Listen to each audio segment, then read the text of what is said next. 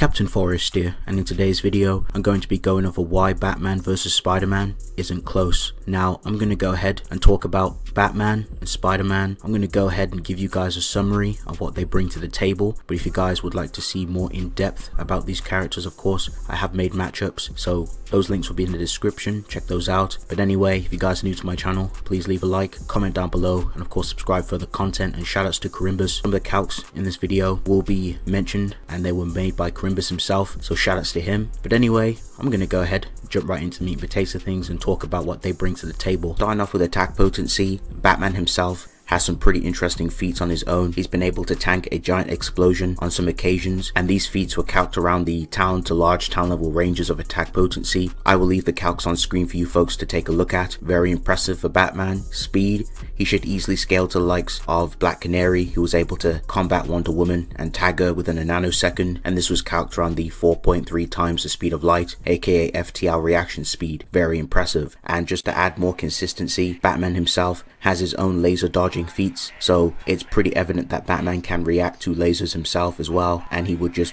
upscale, if not scale above these characters completely, so it's very impressive. Now I'm gonna go ahead, move off, talk about his utility belt, talk about his gear, then talk about some other things that he can do. But anyway, let's get right into it. So easily, for standard equipment, for just his general arsenal, Batman carries a wide range of practical and offensive equipment, such as batarangs for slicing, stabbing, and disarming his opponents. He has explosive batarangs for destructive force, electric batarangs and a taser, flashbangs and smoke bombs to blind his enemies, tear gas and darts to put you to sleep. Batman also has sticky nets and sticky goo to pretty much incapacitate and pretty much keep his opponents stuck so they can't move or they can't talk. He'll just use it in different types of ways depending on the situation, and he will also use his smoke bombs in pretty unique ways to get out the opponent's field of vision or to sneak attack them. And he also has cryogenic batarangs to freeze the opponent. He has sonic emitters to cause excruciating pain to the opponent's ear, and Batman also carries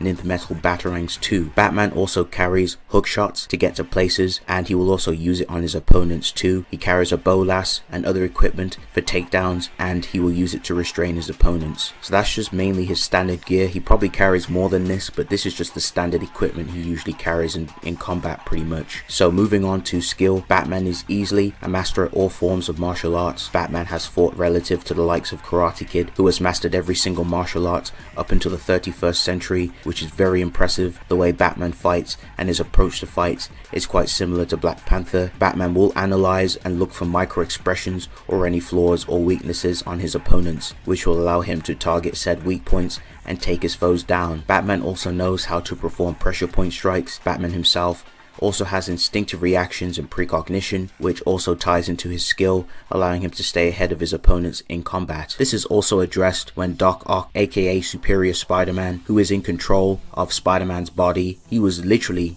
able to one-shot Scorpion and launch his jaw off. Doc Ock is amazed behind the level of power behind his attacks and understands why Peter Parker suppresses himself a lot in combat. This is also reinforced as we see Superior Spider-Man being able to rock Namor with a punch. I will go into more detail about some of the hero tier feats for Spider-Man later, but I'm going to focus on the main things and the main points in this video. Now, the level of power from Spider-Man comes from his willpower. The more motivated Spider-Man is in combat, just more of an incentive to make him draw out more power and muster out more AP in combat is triggered in many ways, via his determination to protect those he cares about, simply being pissed off or pretty much excited in combat, being enraged or bloodlusted, or pretty much out of sheer desperation, or just a strong resolve and a strong incentive to fight back with, you know, a lot of velocity. And on top of that, with great power comes great responsibility, which is a code Spider-Man follows, which is why you don't see Spider-Man putting all his ops in a body bag. There is a guidebook statement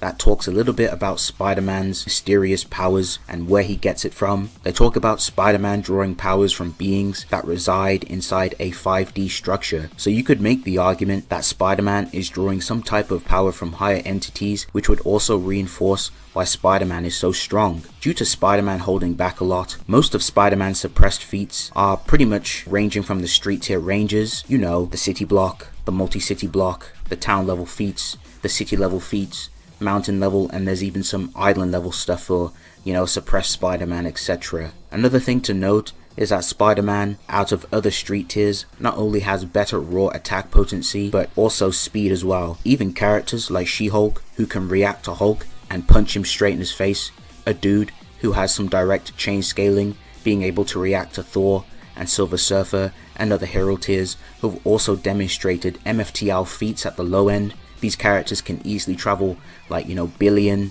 quadrillion light years, crazy light speed feats. You got Thor, who can literally travel across an infinite distance within a finite amount of time just by hearing a prayer. So characters casually having infinite bloody travel speed and reaction speed, and you've got characters with immeasurable speed such as Silver Surfer being able to, you know, time travel. Thor can do it himself, he can also time travel too, and there's some really impressive speed stuff. And you have characters that can do all of this, characters who can react to each other very easily, and literally She-Hulk herself can fight some of these characters, and she even has a lot of difficulty being able to even touch Spider-Man, and she even notes herself when she even sees Spider-Man moving at quick speeds that she forgets how fast and agile he moves. Another thing I want to mention as well for Spider-Man, it's more of a mental thing when it comes to suppressing himself. He does it unconsciously, he holds back a lot, especially in his fights when facing opponents, as he treats them as normal civilians. But once he gauges that his opponents and his spider sense kicks in, Spider-Man knows to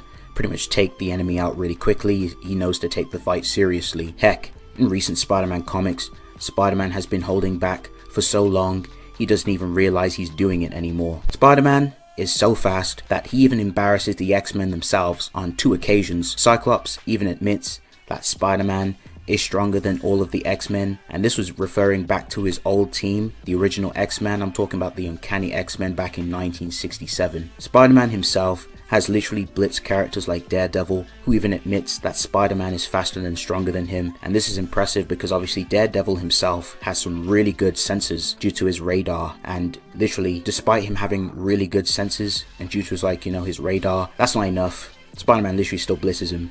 Like, it's irrelevant. Spider-Man has shown many times to pretty much one-shot his rogue gallery. He's literally one-shotted Electro. You know, he's beaten up Green Goblin. He's also beaten up Superior Spider-Man, actually. Yeah, that's a surprise, folks. We even seen Spider-Man beat up this very same Superior Spider-Man, who is literally able to hurt Namor. And Superior Spider-Man also has some more feats as well. Superior Spider-Man can also react to a suppressed Thor and Hulk. Thor himself is taken back by Peter Parker's strength. Thor even states that Peter Parker's strength is impressive for a mortal. So if you got characters like Thor, God of Thunder, giving you statements like that, backing your strength up, then hey, that's some good street cred. So the excitement of being in battle can cause Peter's strength levels to skyrocket into uncharted territories, allowing him to flatten even cosmic powered aliens. And this is a direct statement from one of the guidebooks, so this further, you know, adds more consistency and context towards Spider-Man's strength. Now, a determined Spider-Man is able to easily beat up and beat the brakes of Carnage, and he's also beaten up Venom too as well. Spider-Man has shown to literally one-shot Punisher casually, and he's also pressed Wolverine physically in combat. I figured I'd add these just to make it clear that none of these characters scale to, you know, a true Spider-Man when he stops suppressing himself. Now, I'm pretty sure you folks pretty much get the message at that point that Spider-Man is easily above a lot of street tiers. He's pretty much S tier if he was to do a tier list. So I'm going to go ahead and move on and talk about his higher feats. We've seen an unhappy Spider-Man punch She-Hulk and send her flying. Spider-Man was literally able to fight Miss Marvel, Carol Danvers, during her run. I think this was back in 2006. He was able to punch her in the mouth and make her bleed, bro. Like, that's crazy. He casually reacts to her attacks and her attempts to try and blitz him, and Spider-Man's able to literally react to it very easily and whip her up. And Carol even loses track of Spider-Man and calls Spider-Man a sneaky fast little twerp. That's how fast Spider-Man is, bro. And this is impressive because Captain Marvel herself, even back when she was Miss Marvel, she has some pretty decent feats as well. I was trying to find a star level statement. There was a star level statement for her as well, like as a low end, but she's easily punching characters and sending them flying into next week, such as Wonder Man, who was also under some mind control. So that's pretty impressive. We've seen willpower amped Spider-Man being able to beat the brakes out of Angry a Thing. I've talked about the Thing's feats as well. Thing is literally able to punch Gladiator into next week. He's able to grapple with Grey Hulk. He's able to fight other powerful hero tier characters. Just very powerful characters in their own right, and Spider-Man's literally able to punch those rocks. He's literally punching his scales off him. It's also been shown that Spider-Man was able to completely beat up and tear apart Iron Man's suit. Even Iron Man was surprised behind Peter Parker's strength. He even notes that he had no idea that Spider-Man was this strong, and Spider-Man pretty much gestures and he's like, oh yeah, me neither. Now I'm gonna go ahead and move on and talk about a character named Moreland. Moreland is a very powerful bastard in his own right, and he himself is one of Spider-Man's toughest rivals. Moreland himself has shown some feats and statements himself, such as the time Moreland pulled up to Wakanda and caused quite a storm. It was even stated that they were throwing all types of weaponry at Moreland, such as mortars, bombs, laser cannons, vibranium cord, nuclear tipped shells, etc, etc. They were completely ineffective. They had no effect on Moreland. In a 2022 Marvel guidebook, when Spider-Man gets hit by Moreland, it's stated that Moreland hits harder than ever before. Moreland's attacks are even compared to Hulk and Thor's, which is pretty interesting. Me personally, it just depends on what versions of Hulk and Thor you use and who you apply the statements. It would be safer to use earlier versions of Thor and Hulk because there's a lot of context, and you gotta be careful when you use like Thor and Hulk in certain situations, because obviously just given the fact that they themselves hold back a lot, they are suppressed, it does come down to a lot of context. You have to do a little bit more work. It just wouldn't be safe to just go off the rails and just say, okay, it's current Thor and crazy stuff. It just hurt the validity of the statement. Anyway, Moreland himself easily scales to his brother Deimos, who is able to body slam and embarrass the New Warriors, which includes the likes of Black Nova. Black Nova himself has some feats of him charging up a cosmic cube and also one-shotting Hercules and hurting Captain Marvel after charging into her. Moreland and Deimos beat up Kane in the other form, which killed Peak Solace after he killed Cosmic Spider-Man, and while weakened can fight against Enigma Force amped Miles. When Sin Eater absorbed Moreland's powers, he was able to completely batter the entire Spider family, with Spider-Gwen stating that Moreland was near impossible to beat on his worst day. And with all these feats mentioned to you folks, this very same Moreland gets completely rocked by a non-suppressed Spider-Man. Very impressive. Spider-Man himself is able to incapacitate the Absorbing Man after landing multiple strikes on him. Titania, one of She-Hulk's enemies, they've both gone at it back and forth many years, even back in classic and even current comics. She's even afraid of Spider-Man and his power, and that's some crazy statements because She-Hulk herself is a monster, and Titania has like literally no fear when it comes to fighting She-Hulk, but when it comes to Spider-Man, she's ready to she's ready to run off the block, which is crazy. Spider-Man with his sheer strength alone was able to hold back a Juggernaut absorbed Sin Eater with willpower. Spider-Man is able to literally react and avoid attacks from Gladiator up close, literally avoiding his heat vision, avoiding, up close strikes. And this is crazy. I'm telling you, Spider-Man, he's quick, he's fast. People really do underplay his speed. He has really, really good like laser reaction feats, and he has like the best, feats in terms of like street tier stuff. He has the best, FTL scaling, and you can even argue him to have some higher scaling even to the MFTL, even if you don't agree with like things like infinite speed or immeasurable for Spider-Man. He easily has some really solid finite, higher reaction speeds, which I definitely think he can reach to, because again, he's fighting characters who can literally travel across galaxies within mere moments, travel across the universe, some crazy scaling. So Spider-Man himself is able to beat up the very personification of the Egyptian gods Horus and Osiris. And lastly, Spider-Man himself punches Speedball, and the narrator notes that Speedball's power is no match for Spider-Man's, and this very same Speedball and his powers are derived from another dimension. Now, overall, Batman himself has some really good AP, large town level AP.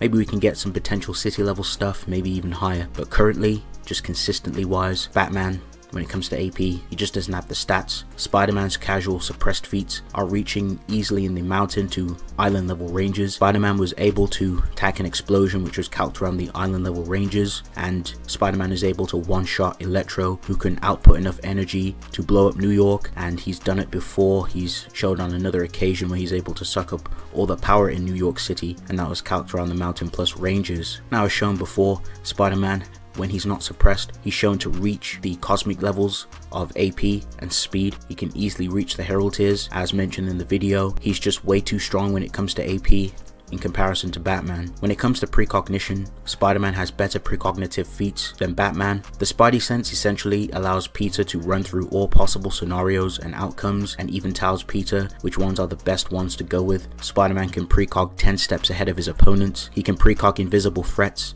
and attacks Spider-Man can also precog spirits, as he was able to predict Doctor Strange when he was in his astral form, and Spider-Man can precog threats outside of space and time. His precognitive abilities outshine Batman's and would essentially allow Spider-Man to read him like a book. Batman's stealth would be completely useless due to Spider-Man's precognitive abilities, which would alert him of Batman's presence, as Spider-Man can also precog people who watch him, so essentially sneak attacks or any threats or deceptive tactics that are conventional, spiritual, and things beyond time and space will not work on him. Now, if we look at Batman's gear, they aren't very useful due to Spider-Man's laundry list of resistances and his durability feats. Now there are certain items in Batman's utility belt that can definitely hurt Spider-Man, such as the acid batarangs and Niv metal batarangs. They also negate durability, so if Spider-Man was to get tagged by those things, it'd definitely be able to kill him if hit in the right vital area. That would definitely cause an issue for Spider-Man, but due to the stat difference, Batman wouldn't be able to reach for anything. Spider-Man would blitz and one-shot Batman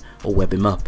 And if Batman was to try and draw out a weapon from his utility belt, Spider-Man would blitz and web his hands up. None of Batman's hidden features in his suit would work due to Spider-Man's precognition, so any hidden non-lethal or conventional booby traps that are inside Batman's suit, they just wouldn't work. When it comes to skill, Batman in a skill-only fight would completely wipe the floor with Spider-Man, no questions asked. The skill gap is way too huge and it heavily favors Batman, but overall, Spider-Man is just way too much for Batman when it comes down to everything else. He's too fast, he's too strong, the webs will subdue Batman, and Spider-Man's superior precognitive abilities put Batman's own to shame. So overall, Spider-Man wins more often than not. This fight isn't close, just due to Spider-Man just having way better feats in general. But anyway, that's gonna wrap up this video. Thank you for watching. If you guys enjoyed this video, please leave a like, comment down below, and of course subscribe for further content. It's been real. I'll see you guys in the next one. Peace.